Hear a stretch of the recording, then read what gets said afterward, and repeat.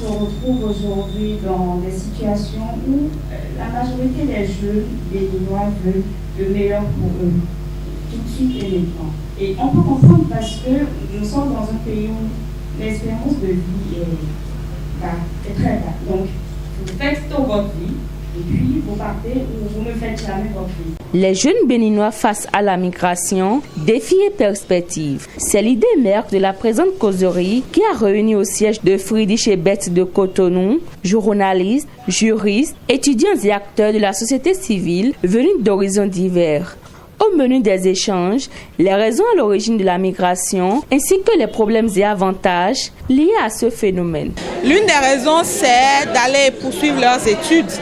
D'autres raisons, c'est par exemple à la recherche du mieux-être. Et vous avez écouté les participants qui ont dit et qui souhaitent ardemment avoir une opportunité très bientôt pour partir du Bénin. On peut déjà améliorer beaucoup les conditions pour ceci. Et nous, les pays européens et peut-être aussi Amérique du Nord, devraient travailler à ce qu'il y a plus de voies légales de la migration. Poursuivre les études universitaires à l'étranger, se perfectionner dans un corps de métier ou aller en aventure dans le but d'améliorer ses conditions de vie sont autant de motifs qui sous-tendent la migration. Étant un levier de développement, elle favorise le brassage culturel entre différents peuples et permet la mutualisation des ressources et des compétences. Mais encore, faudra-t-il que la migration se fasse dans les règles de l'art? Il est nécessaire pour celui qui souhaite migrer d'emprunter les voies légales en remplissant les formalités conformément aux exigences du pays d'accueil.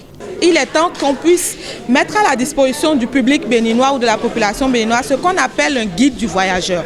Le guide du voyageur va permettre aux Béninois, jeunes ou pas, de savoir quelles sont les destinations qui sont en adéquation avec ce qu'ils recherchent comme opportunité.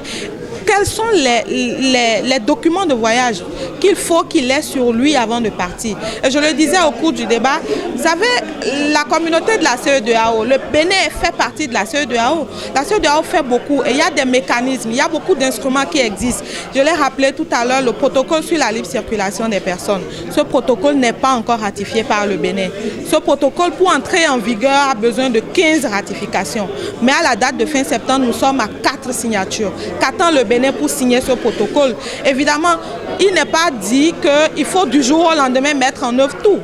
Mais il faut avoir une vision, il faut avoir une planification. La migration n'est bénéfique que lorsque les émigrants retournent au bercail pour contribuer à l'émergence de leur pays.